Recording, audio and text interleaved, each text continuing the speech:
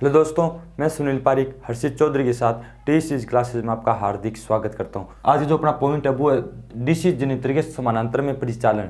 यानी DC generator जो है अपना समानांतर में परिचालन चल रहा है, यानी कि जो श्रेणी जनरेटर अपना था उसका अपना समानांतर में परिचालन हो चुका है। और इस वीडियो में जो बात करेंगे कि जो अपना शंट जनरेटर और कंपाउंड जनरेटर जो होते हैं उनका समानांतर में परिचालन कैसे कर सकते हैं उसके बारे में। तो देखिए, ये मान लीजिए मेरे पास क्या शंट जनरेटर, ये हो गया आर्मेचर और ये हो गया इसके टर्मिनल। और यहाँ पे आपको क्या देगा, सप्लाई देगा बाहर की लोड की तरफ। ठीक है, लोड जुड़ेगा यहाँ पर। और यहाँ पर एक मेरे पास क्या है, दूसरा जनरेटर,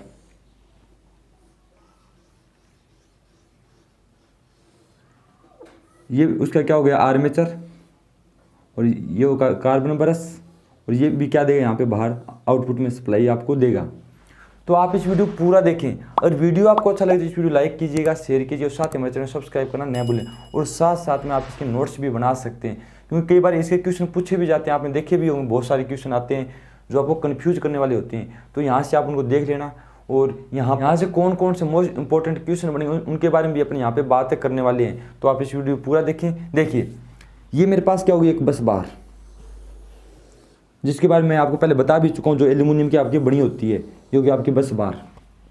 ठीक है, और यहाँ पे ये आपको क्या देगा, जो आपके उपभोक्ता होते हैं, उपभोक्ता, उनको आउटपुट के रूप में यहाँ से सप्लाई मिल जाएगी उनको। ठीक है, और ये जनरेटर यहाँ पे मान लीजिए प्लस दे रहा है, यहाँ पे क्या दे रहा है माइनस, ये भी यहाँ पे क्या दे रहा है प्लस, ये क्या दे रहा है माइनस। सबसे पहले मैंने आपको बताया भी था कि अगर आपको समानांतर में जोड़ना है तो उनको क्या करना पड़ेगा, आपके टर्मिनल की पहचान करनी पड़ेगी। तो मैंने टर्मिनलों की क्या कर ली पहचान, ये मेरा प्लस वाला सिरा है, ये मेरा माइनस वाला सिरा है, ये मेरा प्लस वाला, ये मेरा माइनस वाला। अब इसके बाद मुझे क्या करना है, ये वाला जनरेटर पहले चल रहा था यहाँ पे, ये जनरेटर पहले से क्या है रनिंग में है। अगर आपके कोई जनरेटर पहले चले, ठीक है, यानी कि जो जनरेटर पहले काम कर रहा था उसको रनिंग जनरेटर बोलते हैं। क्या बोलते हैं, रनिंग जनरेटर। ये आपको यहाँ पे काम कर रहा था, इसको मैंने यहाँ पे, इसको मैंने यहाँ पे जोड़ दिया, ये लीजिए। यानी कि ये बस बार के ऊपर पहले से जुड़ा हुआ था, ये मेरे पास बस बार थी, और ये जनरेटर पहले काम कर रहा था। और इसके जो वोल्टेज थी वो मैंने यहाँ पे जब वोल्ट मीटर लगाया तो इसमें वोल्टेज बताइए मुझे कितनी, मान लीजिए 230 वोल्टेज इसने बता दी। अब मैं क्या करूँगा, जो इसके टर्मिनल थे, यानी प्लस वाला ये था, प्लस वाला ऊपर वाले से जुड़ा हुआ है इसका, तो इसके भी मैंने क्या किए, टर्मिनलों की पहचान कर ली। और इसका जो प्लस वाला सिरा ऊपर जोड़ना है मुझे, और माइनस वाला नीचे वाले पर। ठीक है, ये मुझे यहाँ पे करना पड़ेगा। अब साथ ही इससे क्या करना है मुझे, इसकी जो वोल्टेज है वो क्या होनी चाहिए, दोनों की बराबर होनी चाहिए। अब इसकी भी मैंने यहाँ से क्या किया, वोल्टेज यहाँ से नाप ली। ये लीजिए, मैंने क्या लगा दिया वोल्ट मीटर, और इसकी जो वोल्टेज मापी इसने कितने बता दी, 230 वोल्टेज। और यहाँ पे स्विच लगे होते हैं इसके, क्या लगे होते हैं स्विच, ये हो गया आपके स्विच, और ये हो गया प्लस वाला टर्मिनल, ये हो गया माइनस वाला टर्मिनल। जब आपकी वोल्टेज दोनों की बराबर, यानी कि इसकी 230 वोल्टेज थी और ये वोल्टमीटर इसकी भी 230 बता दे, तो इसको यहाँ पे जोड़ देना है। अब देखिए एक बात, मैंने आपको कल बताया भी था कि जो जनरेटरों की बस, यानी बस बार की जो वोल्टेज है, वो जोड़े जाने वाले जनरेटर की जो वोल्टेज है उनके बीच में अधिकतम कितना अंतर हो सकता है, 1 या 2 वोल्ट का अंतर हो सकता है, 1 या 2 वोल्ट का। वो होना भी चाहिए, जो क्या रहेगा, बेटर रहेगा। क्यों रहेगा, क्योंकि मान लीजिए इस जनरेटर को जब मैं यहाँ पे जोड़ूंगा तो क्या होगा, यहाँ पे इसको लोड बढ़ेगा अचानक। जब लोड बढ़ेगा तो इसकी आंतरिक वोल्टेज ड्रॉप क्या हो जाएगी, बढ़ जाएगी। और जो मैं 1-2 वोल्ट के अंतर ले रहा हूँ वो क्या होगा, यहाँ पे वोल्टेज ड्रॉप होगा, और ये दोनों क्या हो जाएंगे, इक्वल आपके हो जाएंगे। इसलिए हमेशा 1 या 2 वोल्टेज का डिफरेंस रखा जाता है, कम नहीं होना चाहिए, इसका ज़्यादा होनी चाहिए वोल्टेज, किसके अपेक्षा, बस बार की अपेक्षा। अब आप बोलोगे सर बस बार में वोल्टेज कहाँ से आई, तो ये पहले जनरेटर बस बार से ही जुड़ा हुआ है यहाँ पे। ठीक है, ये हो गया मेरा समानांतर क्रम परीक्षण किसका, डीसी शंट जनरेटर का। डीसी शंट जनरेटर की बात कर रहे हैं अपन। और यहाँ पे मैंने क्या नहीं लगाया, एक चीज़ मैंने यहाँ पे उपयोग नहीं किया, वो क्या है मेरे पास, इक्विलाइजर बार। जो मैंने सीरीज जो जनरेटर था अपने पास उसके अंदर मैंने बात की थी कि यहाँ पे इक्विलाइजर बार लगाई जाती है, परंतु यहाँ पे मैंने इक्विलाइजर बार का उपयोग नहीं किया। अब क्यों नहीं किया, इसकी वजह क्या है कि ये वाला जो जनरेटर है, और ये 230 वोल्टेज देता है मुझे, तो ये हमेशा 230 वोल्टेज ही देगा। 5% ऊपर या नीचे हो सकता है, पर इससे ज़्यादा अंतर नहीं आने वाला, यानी कि 5% वोल्टेज घटती है इस जनरेटर की। लोड बढ़ने पर, यानी लोड बढ़ने पर शंट जनरेटर की 5% वोल्टेज घट सकती है, बढ़ती तो नहीं है, यानी घट सकती है। तो इसके अभिलक्षण कैसे होते हैं? ढलवा अभिलक्षण क्या होते हैं? इसके ढलवा अभिलक्षण होते हैं, याद रखना ये बात आप, ठीक है। परंतु सीरीज के अभिलक्षण क्या होते हैं? ऊठवां बोले तो जब लोड बढ़ता है तो उसकी वोल्टेज का मान क्या होता है? बढ़ता है, यानी उसके अभिलक्षण क्या होगा? ऊठवां बोले तो ऊपर चढ़ेगा, ठीक है, ऊपर उठेगा बोल अभिलक्षण, वो क्या होता है? ऊठवां। और जो नीचे गिरेगा वो क्या होता है? ढलवां अभिलक्षण। तो इसके शंट जनरेटर के अभिलक्षण क्या होते हैं? हमेशा ढलवां अभिलक्षण पाई जाती हैं। तो इसकी वोल्टेज में ज़्यादा डिफरेंस नहीं आता। अब डिफरेंस जब आएगा नहीं, यहाँ पे जाने वाली करंट और इसके अंदर जाने वाली करंट हमेशा क्या रहती है? बराबर रहती है, क्योंकि मैंने आपको पहले भी बता चुका हूँ कि शंट जब भी आप समानांतर क्रम परीक्षण करें या परिचालन करें तो वहाँ पे दोनों जनरेटरों के आंतरिक अभिलक्षण क्या होने चाहिए, यानी आंतरिक प्रतिरोध वगैरह क्या होने चाहिए? बराबर होने चाहिए हमेशा। आंतरिक प्रतिरोध हो गया या आंतरिक वोल्टेज ड्रॉपेज हो गई, वो सारे क्या होने चाहिए? इक्वल होने चाहिए, ताकि यहाँ पे जाने वाली करंट हमेशा क्या रहे? बराबर। और इस पे लोड बढ़ेगा तो इसमें मान लीजिए नहीं बढ़ा, फिर भी दोनों की वोल्टेज में कितना अंतर है? एक या दो ही वोल्टेज रहेगा, तो यहाँ पे दिक्कत आपके नहीं आएगी। तो यहाँ पे इसलिए इक्विलाइजर बार का उपयोग नहीं किया जाता। इनकी वोल्टेज हमेशा क्या रहती है? स्थिर रहती है। अब एक क्वेश्चन हमेशा उठता है कि जो जनरेटर होते हैं आपके, वो किसके अनुसार लोड बांटते हैं, किसके अनुसार लोड बांटेंगे, उसके बारे में अगर क्वेश्चन रहे, जो इनके आंतरिक अभिलक्षण है, यानी कि वोल्टेज हो गई, आंतरिक जो प्रतिरोध हो गया या आंतरिक वोल्टेज ड्रॉपेज हो गई, उनके आधार पे ये हमेशा लोड बांटते हैं। जिसके ज़्यादा हैं, यानी कि जो जनरेटर आंतरिक वोल्टेज ड्रॉपेज ज़्यादा करता है वो लोड ज़्यादा लेगा। एक बात, जो जनरेटर आपके आंतरिक रूप से जिसका आंतरिक प्रतिरोध क्या होता है? उच्च होता है, वो भी क्या लेगा? लोड ज़्यादा लेगा। इस प्रकार ये लोड अपना बांटते हैं। अब ऐसा क्यों होता है? क्योंकि जब आंतरिक प्रतिरोध ज़्यादा है तो वो लोड उठाने में क्या होता है? सक्षम होता है। जब सक्षम होगा तो वो लोड ज़्यादा उठा सकता है, पर वो पहले वाला उठा नहीं सकता। तो इस प्रकार ये अपना लोड क्या करते हैं? वितरण करते हैं। तो ये था अपना शंट जनरेटर का समानांतर क्रम परिचालन। अब बात करते हैं अपने कंपाउंड जनरेटर के समानांतर क्रम परिचालन की। तो यहीं पे बात कर लेता हूँ मैं। देखिए इसी के अंदर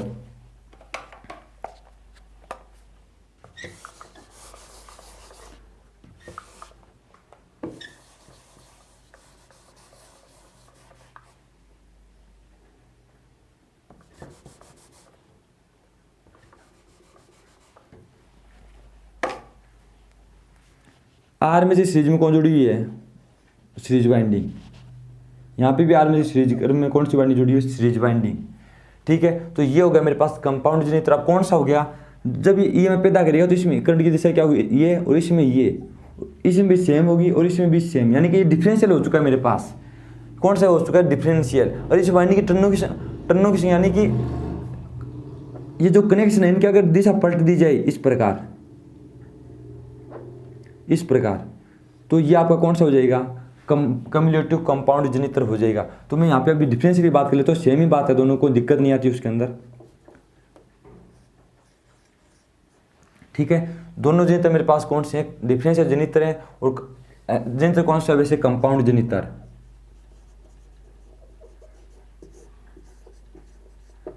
उनके परिचालन की बात कर लेते हैं। ये जनरेटर वही बात है सेम। ये जनरेटर पहले से जुड़ा हुआ है, ये 230 वोल्टेज मुझे दे रहा है, और ये जनरेटर अब इसको मुझे जोड़ना है। तो सबसे पहले मैं क्या करूँगा? इसके टर्मिनलों की पहचान करूँगा। तो मैंने टर्मिनल पहचान कर यहाँ पे जोड़ नहीं सकता सीधा, तो मुझे क्या चाहिए? इसकी वोल्टेज चाहिए। वोल्टेज भी मैंने क्या कर लिया? माप लिया, यहाँ पे मैंने लगा दिया। अब देखिए जब मैं यहाँ पे लोड बढ़ाता हूँ, बाई चांस इसके ऊपर लोड ज़्यादा बढ़ गया या इस पर ज़्यादा बढ़ गया, जब एक जनरेटर पर लोड बढ़ेगा तो इसकी जो करंट है, सीरीज की करंट दोनों वालों में, जिस पे लोड ज़्यादा बढ़ेगा तो वहाँ पे सीरीज की करंट क्या होगी? आपकी बढ़ेगी। सीरीज की करंट क्या होगी? बढ़ेगी। जिसमें सीरीज की करंट बढ़ेगी तो उसकी वोल्टेज में क्या आएगा? परिवर्तन आएगा। मान लीजिए इसकी बढ़ गई वोल्टेज और इसकी नहीं बढ़ी, तो यहाँ पे इसकी जो फ्लक्स है, फ्लक्स फाई, उसमें क्या आ जाएगा? अंतर। या तो वो ज़्यादा होगा या कम होगा। अगर बढ़ता है तो ज़्यादा होगा, करंट कम होती है तो घटेगा। जब ऐसा होता है कि सीरीज की करंट में परिवर्तन होगा तो डीसी जनरेटर की वोल्टेज में भी क्या होगा? परिवर्तन। जब इसमें बढ़ा तो इसमें तो कोई जरूरी नहीं होता इसमें बढ़े। अगर लोड बराबर वितरण कर लेते हैं ये, तब तो बराबर बढ़ेगा। परंतु यहाँ पे क्या किया इन्होंने? बाई चांस ऐसा हुआ, इस अकेले पे क्या बढ़ गया? लोड बढ़ गया, और यहाँ पे लोड नहीं बढ़ा। जब यहाँ पे लोड नहीं बढ़ा तो इसकी करंट में कोई परिवर्तन नहीं आया। पर यहाँ पे क्या आ गया, परिवर्तन। अब जब यहाँ पे परिवर्तन आएगा तो इसकी वोल्टेज में परिवर्तन होगा और इसकी वोल्टेज में परिवर्तन नहीं होगा, तो दोनों जनरेटरों की वोल्टेज में क्या आ जाएगा, परिवर्तन आ जाएगा आपके। और एक जनरेटर लोड की भांति काम करेगा और एक जनरेटर किसकी भांति काम करेगा, सप्लाई स्रोत की भांति। यानी जो जनरेटर की वोल्टेज कम है वो तो करेगा लोड की भांति काम, और जो जनरेटर वोल्टेज का मान ज़्यादा है वो करेगा सप्लाई स्रोत की भांति काम। ये बात आप ध्यान में रखें और लिख भी सकते हैं इसको, ठीक है। तो इससे बचाने के लिए मैं क्या करता हूँ, इक्विलाइजर बार का उपयोग करूँगा। अब इक्विलाइजर बार का उपयोग क्यों करूँगा, क्योंकि यहाँ पे कौन सी वाइंडिंग आ गई, सीरीज वाइंडिंग। और जहाँ पे मैंने बताया भी था आपको, जहाँ पे सीरीज वाइंडिंग आ जाती है वहाँ पे मुझे किसका उपयोग करना पड़ता है, इक्विलाइजर बार का उपयोग। तो ये सीरीज वाइंडिंग है और जोड़ना कहाँ पर है, आर्मेचर के बाद और सीरीज से पहले। तो ये था मेरा आर्मेचर और ये था सीरीज का पहला सिरा।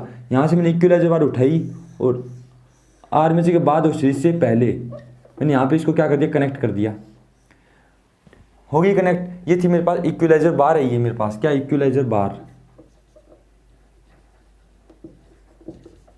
इक्विलाइजर बार।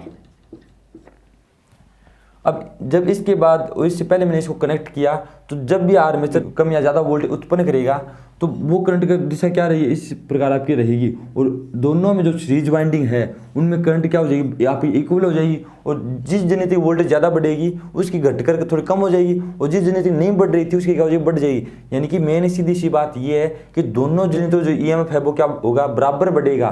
तो इसलिए मैंने यहाँ पे किसका उपयोग किया, इक्विलाइजर बार का उपयोग। और इक्विलाइजर बार काम क्या करती है, सीरीज वाइंडिंग का जो फ्लक्स होता है उसको बराबर बनाए रखती है। ये सीरीज वाइंडिंग का जो फ्लक्स है उसको बराबर बनाए रखेगी, जिससे आर्मेचर में पैदा होने वाला ईएमएफ क्या रहेगा, आपके बराबर रहेगा। तो इसलिए यहाँ पे किसका उपयोग किया जाता है, इक्विलाइजर बार का उपयोग। और हमेशा ध्यान रखें, इक्विलाइजर बार और जो आपके ये बस बार होती है उनमें एक यंत्र होता है। बस बार हमेशा एल्यूमिनियम की बनी होती है और जो इक्विलाइजर बार जो होती है वो किसकी बनी होती है, हमेशा तांबे की। ये आप एक्यूरेट उत्तर हैं। और अगर आप किताबों में पढ़ोगे तो आपको मिलेगा बस बार कठोर तांबे की बनाई जाती है और एल्यूमिनियम की बनाई जाती है। तो वहाँ पे आप आजकल क्या है, जितने भी एग्जाम्स होते हैं उनके अंदर हमेशा ये मानते हैं कि एल्यूमिनियम की बनी होती है, तो आप इसको एल्यूमिनियम ही याद करें। ये था अपना डीसी जनरेटर के कंपाउंड जो जनरेटर है उसका समांतर परिचालन। तो इस प्रकार आप इसको जोड़ सकते हैं। इसके बारे में जो मोस्ट इंपॉर्टेंट क्वेश्चन आते हैं, यानी कौन कौन से क्वेश्चन आते हैं उसके बारे में भी अपने थोड़ी बातें कर लेते हैं। तो देखिए,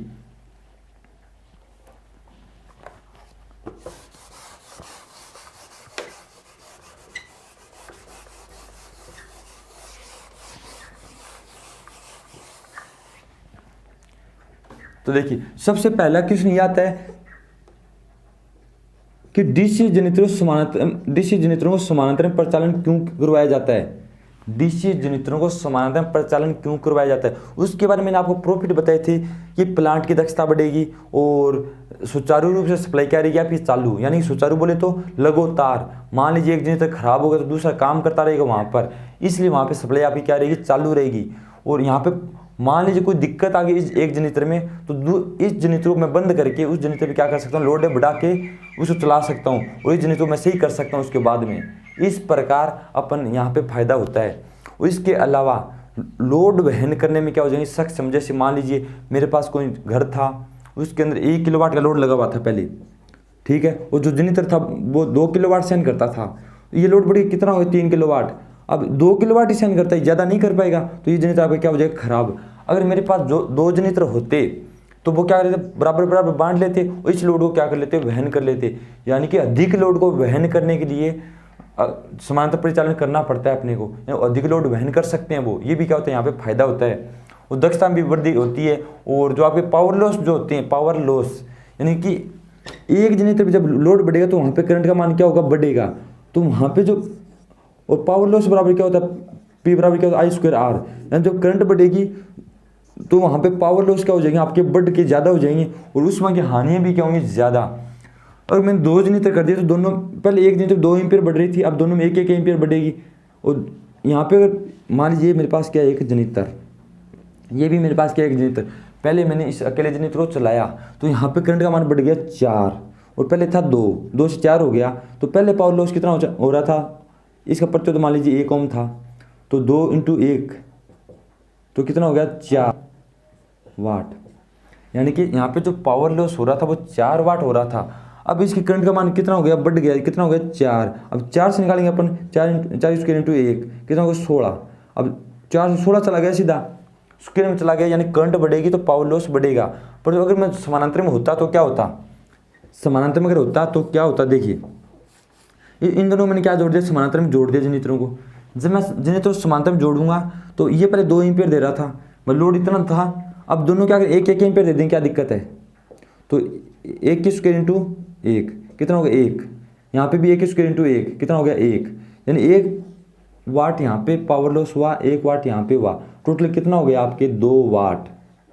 ठीक, कितना हो गया 2 वाट, परंतु पहले कितना हो रहा था 4 वाट, कितना होता है 2 की स्क्वायर इंटू 1, 4 वाट हो रहा था। अब 4 वाट सीधा क्या हो गया, हाफ हो गया, जनरेटर कितने से 2।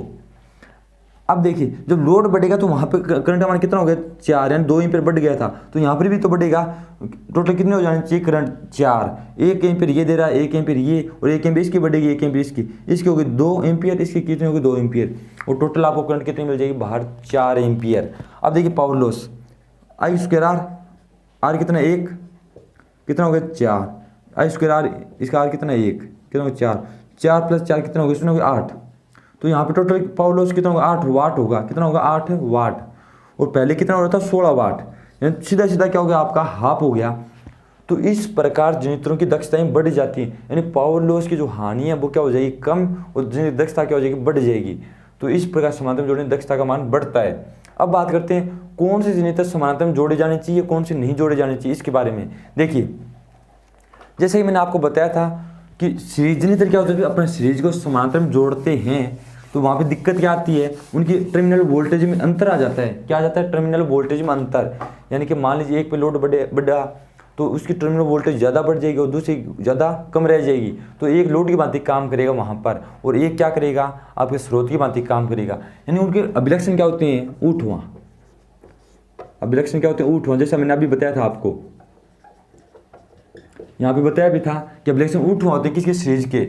जब अभिलक्षण ऊर्ध्वा हैं उनको जोड़ना क्या है कठिन। अब क्यों है कठिन, क्योंकि उनकी वोल्टेज में ज़्यादा डिफरेंस आता है, लोड बढ़ता है तो करंट बढ़ेगी, करंट बढ़ेगी, सीरीज का फ्लक्स भी क्या हो जाएगा बढ़ जाएगा आपका। जब सीरीज का फ्लक्स बढ़ेगा तो उनके अभिलक्षण ऊर्ध्वा होते हैं और वहाँ पे क्या आपकी दिक्कत आएगी। तो सीरीज को समानांतर में जोड़ना क्या होता है कठिन, सीरीज में जोड़ना क्या होता है कठिन होता है, अपन नहीं जोड़ना चाहिए। हाँ जोड़ सकते हैं पर वहाँ पे दिक्कत बहुत ज़्यादा आएगी। और आसान कौन सा, शंट जनरेटर, शंट जनरेटर सबसे टॉप आता है ये। अगर पूछा जाए कि कौन सा जनरेटर ऐसा है जिसको समानांतर में जोड़ना बहुत ही आसान होता है, तो सबसे पहले का शंट जनरेटर। क्यों होता है, क्योंकि इसे अभिलक्षण क्या होता है ढलवा, यानी कि इनके वोल्टेज में ज़्यादा डिफरेंस नहीं आता। जब लोड बढ़ेगा तो इनकी वोल्टेज में परिवर्तन नहीं है, थोड़ी बहुत घटेगी और ज़्यादा डिफरेंस यहाँ पे नहीं आने वाला, तो दोनों की घटेगी वो तो कोई दिक्कत नहीं है। तो ये होता है आसान और ये होता है कठिन। अब इक्विवेलेंट बार का उपयोग कहाँ पर करते हैं, जहाँ पे सीरीज वाइंडिंग आती है वहाँ पे इक्विवेलेंट बार का उपयोग किया जाता है, यानी कि कंपाउंड जनरेटर और सीरीज जनरेटर दोनों में आपको क्या किया जाएगा, इक्विवेलेंट बार का उपयोग किया जाएगा। और शंट जनरेटर के अंदर इक्विवेलेंट बार का उपयोग नहीं किया जाता। तो क्वेश्चन इस प्रकार भी पूछा जाता है कि कौन से जनरेटर को अपन समानांतर में जोड़ना आसान होता है, ढलुआ अभिलक्षण वाले या ऊर्ध्वा अभिलक्षण वाले या स्ट्रेट अभिलक्षण वाले। तो उसका जो उत्तर रहेगा वो क्या रहेगा, ढलुआ अभिलक्षण, क्योंकि शंट जनरेटर का अभिलक्षण क्या होता है, ढलुआ होता है। क्या होता है ढलुआ, इसके बारे में मैं बता चुका हूँ, ये बात आप ध्यान रखें। अब देखिए एक मोस्ट बात उठ के, मतलब इन जितने भी अपने समानांतर क्रम परीक्षण किए हैं या परिचालन किए हैं उनके अंदर से मोस्ट इंपॉर्टेंट पॉइंट उठ के आता है। मोस्ट वाला जो पॉइंट वो क्या है कि मान लीजिए मेरे पास 2 जनरेटर थे समानांतर में चालू थे, पहले से क्या थे स्टार्ट थे जब समानांतर में। अब क्या हुआ, उनको मुझे अलग करना है, यानी एक जनरेटर को हटाना है वहाँ से।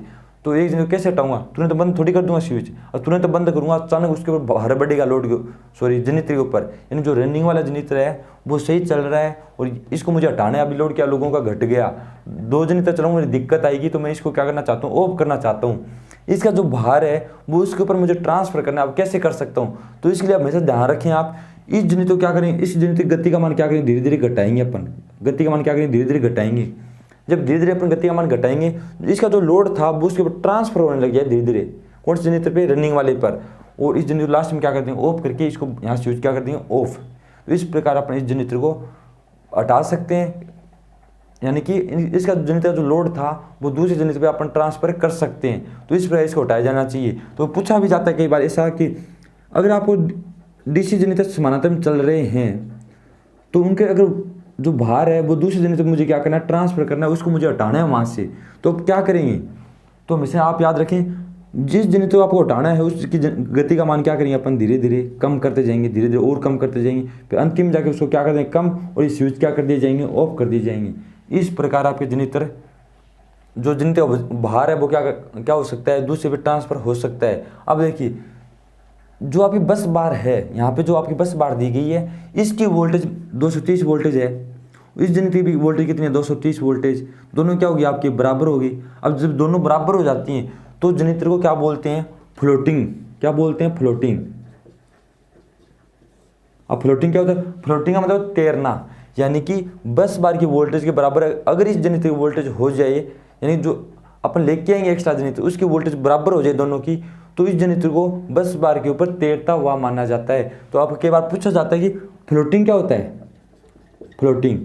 तो फ्लोटिंग होता है भैया कि अपना जो ये जनित्र है, ये वाला जनित्र है और इस बस बार की जो वोल्टेज, इन दोनों की वोल्टेज बराबर हो जाए, तो ये क्रिया क्या कहलाती है, फ्लोटिंग। इसको बोलते हैं तैरता हुआ, यानी कि इस जनित्र को इस बस बार के ऊपर तैरता हुआ माना जाता है। तो ये था अपना फ्लोटिंग। इसके अंदर अपने जो बात की वो डीसी जो अपने शंट जनित्र और कंपाउंड जनित्र उनके समानांतर परिचालन के बारे में बात की है, और इनके जो मोस्ट इंपॉर्टेंट जो क्वेश्चन थे उनके बारे में भी अपने इस वीडियो में बातें की है। यानी कौन कौन से क्वेश्चन आते हैं, किस प्रकार के क्वेश्चन आते हैं, वो आप इनको लिख भी सकते हैं, वीडियो पॉज करके आप इसको भी आप इसके साथ बना सकते हैं। तो नोट्स बनाया करें। वीडियो अपना यहीं तक रहेगा। तो मैं आशा करता हूँ ये वीडियो आपको पसंद आया होगा, और ये वीडियो आपको पसंद आया तो इस वीडियो लाइक कीजिएगा, शेयर कीजिए, और साथ ही हमारे चैनल को सब्सक्राइब करना न भूलें। इसके साथ में मोस्ट इंपॉर्टेंट बात ये है कि जनित्र के जितने भी क्वेश्चन बनते हैं, यानी कौन कौन से क्वेश्चन बनते हैं, इनके मेरे पास क्या एक PDF फाइल बना रखी है मैंने, उस PDF फाइल को मैं आपको वीडियो के माध्यम से शेयर करूंगा, और उसके साथ आप उनको नोट्स के रूप में भी उतार सकते हैं। और कुछ दिनों के बाद में वो PDF फाइल आपको हमारी जो व्हाट्सएप ग्रुप है उसके माध्यम से आपको उपलब्ध करवा दी जाएगी। अगर आप हमारे व्हाट्सएप ग्रुप से नहीं जुड़े हुए हैं तो आपको डिस्क्रिप्शन के अंदर नीचे लिंक दिए गए, उनके माध्यम से आप जुड़ सकते हैं। तो थैंक यू गाइस।